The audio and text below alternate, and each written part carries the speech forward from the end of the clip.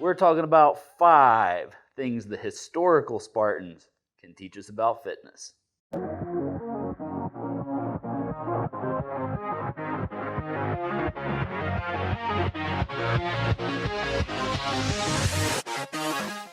you're like anybody in the early 2000s who was watching movies, you probably saw 300. And that was the first time that many of us ever saw what a six-pack looked like. And it was inspiring. It's one of the things that got me into fitness and tons of other people. Lots of my buddies, we wanted to be like the Spartans and be like Leonidas. And we didn't know a shred of anything in relation to historical reality or fitness or Spartans. But sure enough, as the fitness industry is so good at doing, they started making 300 workouts, and they're generally oriented around doing 300 repetitions of something because that's the number of Spartans who died in the Battle of Thermopylae. Now, does that have anything to do with the way that the Spartans would have actually trained or the lessons that we can learn from the state of ancient Sparta as they apply to modern fitness? Truth is, not really. But what we are going to do is take a look into 5 lessons that we can learn. And why are we talking about this? I've literally written a book about Spartans. And trying to bring some of that information into the world of fitness, you actually can learn some pretty cool stuff. So without further ado, let's go ahead and get started. So what is the first lesson that we can learn? We're going to go with age is not really limiting. And so what I mean by age is not really limiting has to do with the fact that Spartan soldiers, or Spartan citizens, they're called the Spartiate. There are actually 3 different types of Spartans. You had Spartiate, you had Perioikoi, and Helots. And so at any given time, there were around 10,000 Spartiate, who are your full Spartan citizens with voting rights and all that. And they were full-time professional warriors. Literally, all they did was train for battle. They trained, they fought, they perfected their physical craft. Everything, every single aspect of a Spartan's life was oriented towards being the greatest soldiers in the world. And so obviously, if all they're doing is fighting and training all day, you need a support structure around that for their society. And so you had your perioikoi. These are freed people who lived in Sparta that were like craftsmen. They'd maintain buildings. They would make the weapons and run the mills and all the different things required to keep the society going. And then you had the Helots, which were enslaved Messenians. And so the Messenians and the Spartans would fight with each other all the time until this guy like her just came along and completely reformed their entire system, which led to the Spartans that we know of. And after they finally beat the Messenians, they turned them into the Helots, and the Helots essentially worked all their fields and stuff. And as a result, you ended up with about 300,000 to 400,000 total people in the region we know as Sparta, with about 10,000 actually being Spartans. So at any given time, you know, the remainder of Spartan society was way bigger than the Spartiate themselves, who we all think about. So that being said, this is kind of a long segue, my apologies, but with only 10,000, they had to be fit well into their advanced years. And that meant fit for combat. And so according to official law, it's not just some sort of bureaucratic legislation, they had to be fit for combat until the age of 60. And that's full armor. I was just wearing a little Spartan helmet, which is kind of heavy, but this was bronze armor under the hot Greek sun, life and death situation, hand-to-hand combat. So this isn't some woo-woo law where it's like, oh yeah, you have to be fit until you're 60. It was life and death. You really had to be. Human biology hasn't changed all that much since 480 BC, but human bodies really have. We're in terrible shape these days. And by the time people hit 60, they're usually broken down and decrepit and have to really tighten up the knee braces before they stumble through the doors of a golden corral. Very different than what you saw back then. But that being said, there is that latent potential within all of us to really turn things around and have the same kind of capabilities that an ancient Spartan warrior had. You can totally do that. It's just a matter of getting your life back on the right track, getting your body right, training, getting your nutrition right, all that stuff. So, which moves us on to the second lesson. Having a tribe helps. And so what I mean by a tribe is a group of people who are doing the same kind of thing that you're doing. When you think of fitness tribes, the first thing that comes to mind is CrossFit. So they're a group of people who are doing the same kind of workouts. They're really intense. If you watch the CrossFit games on ESPN, you'll say, my God, what are these people doing to themselves? It looks awful. But everybody's sweating it out just the same way. They share the same common goal, the same mission, and they're all doing it together. And this is how the Spartans lived. So Spartan combat units would have these things called Syssidions. And a Syssidion was like a mess hall. It was a place where they'd all go hang out at. They'd eat their meals together. They would go train together, live together, fight together, work out, do all that stuff. And it was always a group, always for the same purpose. And so if you have your own fit crew, your own online support group for tracking macros, whatever you're doing, if you have that group around you that all has those common goals, it's really going to help keep you accountable to whatever you're doing. So having a tribe really does help. All right, so the third lesson is a fit society is a strong society.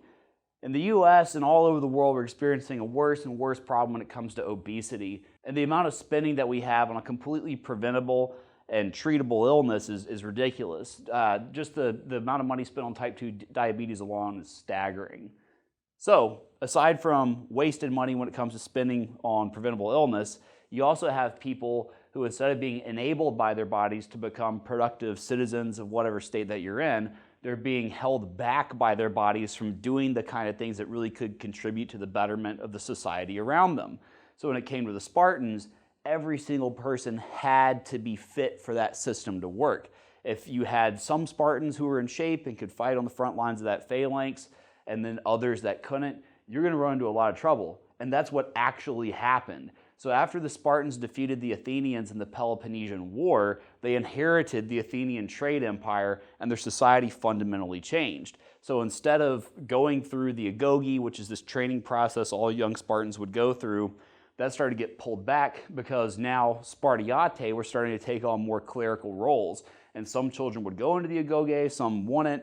And the culture of what Sparta was started to fundamentally change. And it only took about 3 generations before the Macedonians came through and just obliterated what was left of Sparta, which probably would not have happened had the Spartans actually lost in the Peloponnesian War. And that was what my book's about. It's kind of like a proposition of what would be different. But let's think about our own society. We're getting sicker, unhealthier, and less productive year by year by year. All the money that's getting spent on pharmaceuticals does not really contribute towards your GDP as a country, and we're starting to kind of lag behind where we've been. And as a nation, we really need to turn around and focus on getting our health right so we can put all that wasted money back into things like infrastructure, education, and other things that just are for the betterment of the public and for the betterment of all the people that are in the nation, instead of just letting yourself wallow into a hole. I'm actually going to read you a quote from Lycurgus when he was talking about implementing the Syssidion, and this is part of why he did it. So that they might eat with one another in companies of common and specified foods and not take their meals at home, reclining on costly couches at lavish tables, delivering themselves into the hands of servants and cooks to be fattened in the dark, like voracious animals, and ruining not only their characters, but also their bodies, by surrendering them to every desire. So, it was clear that before the reforms of Lycurgus, the Spartans had a problem with gluttony, and that really hurt their ability to exist as a city-state within the ancient Greek world. And what's going to happen to us, and what's going to happen to the rest of the world as our health continues to deteriorate, it's not a pretty picture. So, we got to do something about it. All right, this brings us to lesson number 4. Fitness can start early. So me, I was a little chubby guy growing up, and then I went to eventually become a very skinny guy. So if I was a Spartan, I would have got whipped into shape in a very uncomfortable way at a very early age. So Spartans, when they turned 7, back when they all had to go through the agoge, would start their physical training process, and they would enter these things called agalai. And what an agalai is it was like a herd, is the rough translation. So you can imagine like a herd of 7-year-olds that are all starting into this giant PE class, basically. And so from the age of 7 to 12, they would really begin physical training, doing things like calisthenics, running around, playing games, learning how to wrestle and box and doing all these other things. And then when they turned 12, it would really ramp up the intensity of what they were doing. So at 12 years old, they would enter into the next phase of the agoge. And from age 12, that's when things started to get a little bit rougher, and they were truly on their own. And they had to learn how to fend for themselves and survive, and they were only given one tunic a year. So pretty much they are having to fend for themselves, find all their own food, and this is teaching them street smarts and cunning, and along the way they'd be given lessons in things like philosophy and music. So they're pretty well-rounded kids, but one tunic a year means that most of the time they're going to be cold, wet, and dirty. So at 12 years old, the Spartan kids were effectively entering into BUDS, which is Navy SEAL training. And that was every single person in that society from the age of 12 to 18 was enduring that. And then once they got to the end of that phase, they would enter into proper military training where they learned military drill, how to march in formation, how to fight in that phalanx, which is where all the shields are overlapping, the spears go over, and it's like a wall of muscle and bronze that nobody could get through. And it's part of what made them so dominant, because each individual link in that wall was made of one of the baddest dudes on the planet. So that being said, fitness is something that can start early and you can carry the momentum of it throughout the rest of your life. And you can always pick up into it because the human body is amazingly adaptable. There's even research done on octogenarians, which are people in their 80s, demonstrating how they could initiate muscle hypertrophy in their quads. And so if you can grow muscle as an 80-something-year-old, really at any point, anybody who's watching this video can probably change their body for the better. So I'm not saying give your kids Bronze Age armor and weapons and let them have at it in the backyard, but definitely encourage them to exercise and really point them in that direction. It's good for their balance, coordination, and it'll definitely give them a leg up heading out into life. Point 5. Point 5 is girl power.